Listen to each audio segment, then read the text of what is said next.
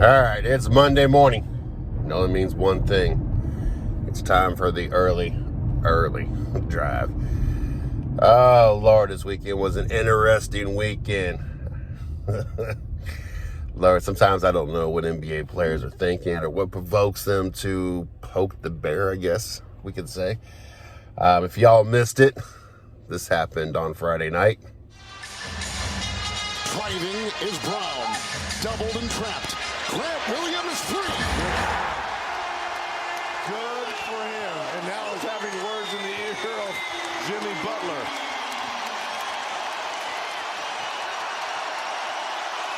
Williams defends Butler. A bump, the grind, the gyration, and the two in the foul. And they're having words. Look at this. That. Nose to nose. Yeah. Eye to eye.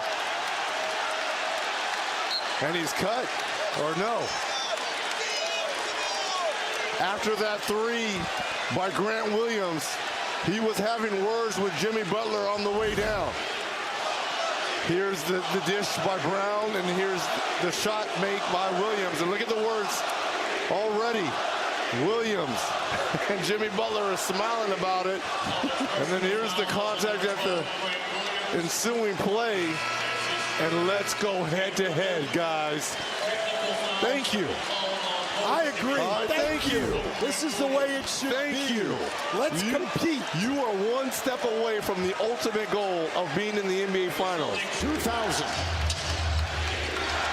And here they are, finishing strong, mowing their way by the #1 Bucks and the New York Knicks in the second round. Butler will take it into the defense of Grant Williams. Shot clock at 4.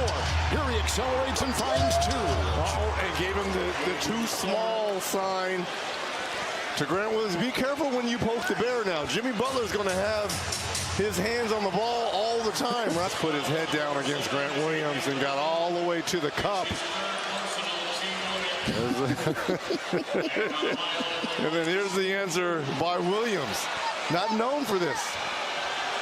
Not known for putting the ball on the floor, but certainly can do it. Yeah, I'm not Grant Williams.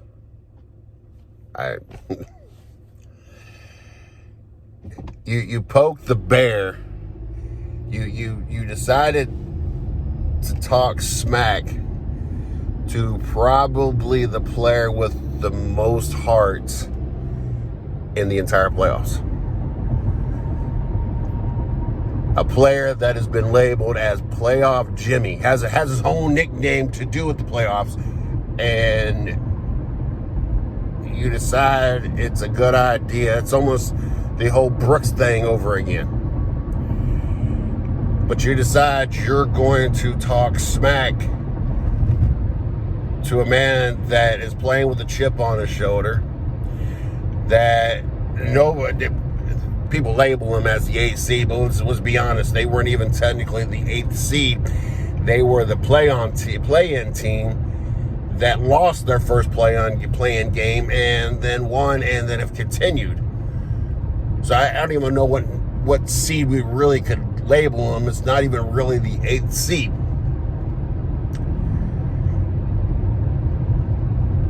Williams didn't even play game 1. And then game 2 mustered up, a whole 9 points. The Boston Celtics were up by about 9 points at that point in time when Williams thought it was a great idea to talk smack, to talk that garbage to Jimmy Butler. It blows my mind that players haven't learned their lesson when it comes to talking smack. Boston was up 96-87 when he talked that. He ended up going on winning 111-105. That mess is crazy. Jimmy Butler finished with 27 points, 8 rebounds, 2 assists. Like I said, Williams 9 points, 2 rebounds, 3 assists. And which ended up carrying over to game 3. But before we got into to Game 3. Listen to Jimmy Butler's interview, post-game interview after Game 2. Jimmy, before you got up here, we've been talking about Grant Williams and what happened there in the fourth quarter. And Bam even suggested that you occasionally start things like that to just kind of get yourself going. Can you tell us what happened in the moment there, and did it fuel you down the stretch? Yes, it did, but that's just competition at its finest. He hit a big shot, started talking to me. I like that. I'm all for that. It makes me key in a lot more. It pushes that will that I have to win a lot more, and it makes me smile. It does. When people talk to me, I'm like, okay, I know I'm a decent player if you want to talk to me out of everybody that you can talk to.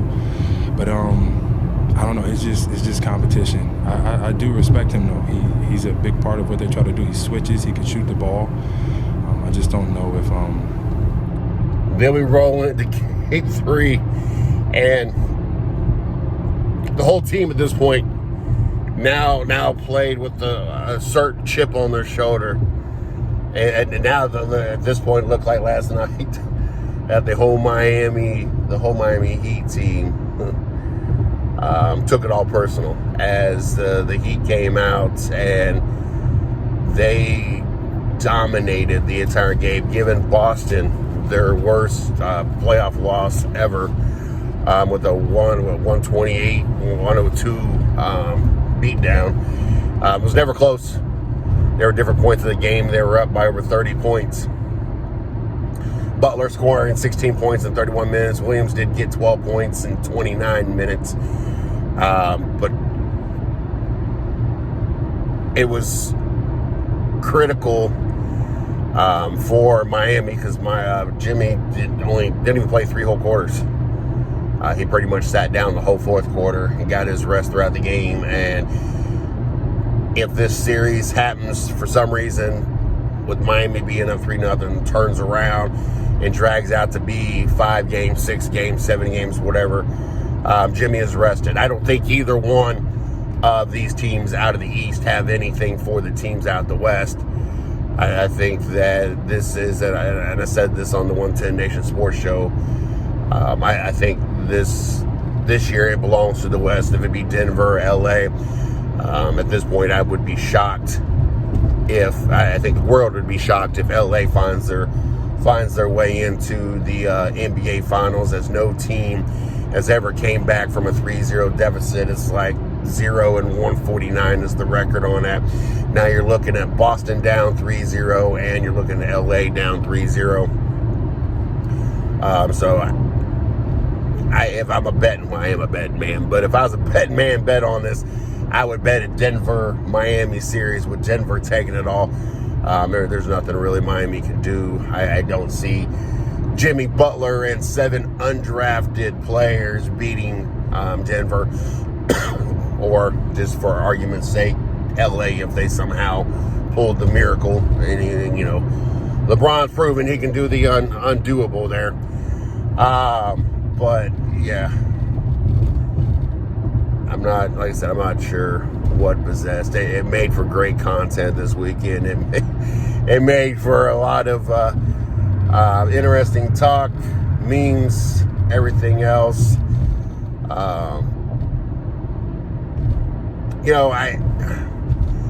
If it was a relevant player, if it was Jason Tatum, maybe Jaylen Brown, maybe you get away with talking a little smack, even though neither one of them have really showed up in this series as well. But when you're really barely getting any play time, really not that impactful in your team situation, I don't know where you get off thinking that you're going to talk smack to who has arguably been the best player in the playoffs this year, who most definitely has been playing with the most heart, and the biggest chip on his shoulder in the entire playoffs, and Jimmy Butler. It blows my mind. I'm one of those old school players. Let your on the court do your talking, not your mouth. And this is going to end up being the nail in the coffin for the Boston Celtics. I just don't see it. And it's sad because you watch the game and it's like they gave up in the fourth quarter. They gave up the beginning of the fourth quarter. It's like the moment is way beyond what Boston can handle at this point. They even tried to come back. Tatum and Brown and everybody began fourth quarter sat. It's like they didn't want to be there. It's like they didn't in front of their home crowd in Boston. And they gave up. They were done. That's crazy. Well, looking forward to game 4. I guess it would be Tuesday night. And see if Boston can come up with a game plan and turn things around. But till tomorrow.